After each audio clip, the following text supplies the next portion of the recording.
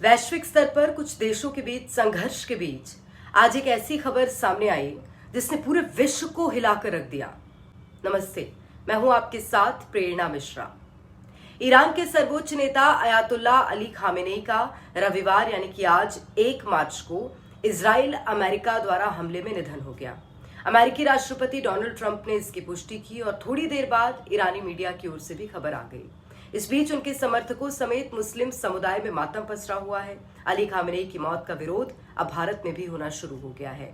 लखनऊ में मुस्लिम समुदाय की महिलाएं अली खामेनेई की मौत के बाद रो पड़ी।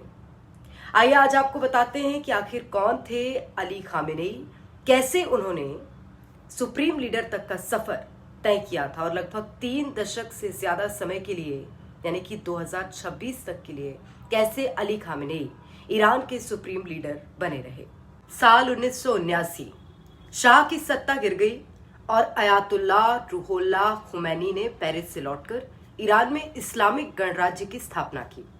उस समय ईरान की सड़कों पर केवल 2 लोगों की तस्वीरें दिखती थीं, एक अयातुल्लाह खुमैनी की और दूसरी हुसैन अली मोंतजरी की। इस्लामिक ईरान में अब शासन की बागडोर मौलवियों के हाथ में थी और इन्हीं मौलवियों में एक नाम अली खामेनेई का भी था।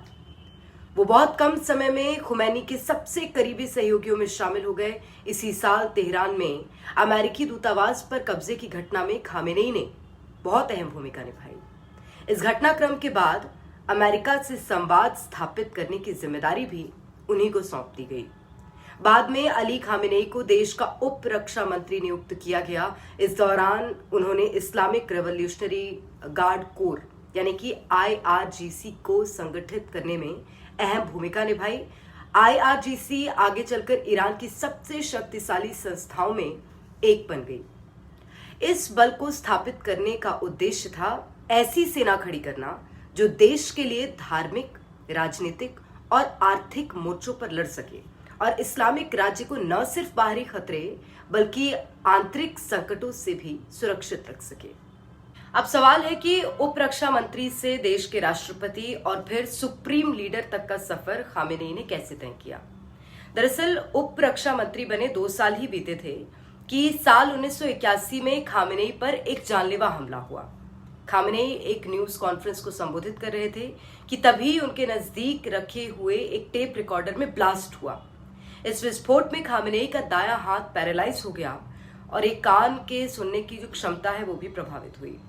इस हमले का आरोप मुजाहिदीन ए खल्क यानी कि MEK पर लगाया गया था, जो उस समय इस्लामी शासन के खिलाफ सक्रिय थे।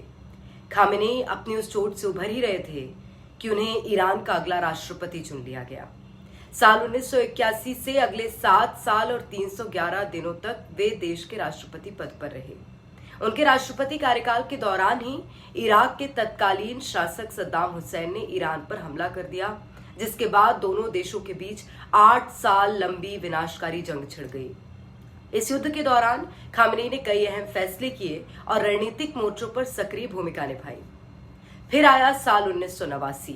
इस वर्ष अयातुल्लाह रूहुल्लाह खुमैनी का निधन हो गया।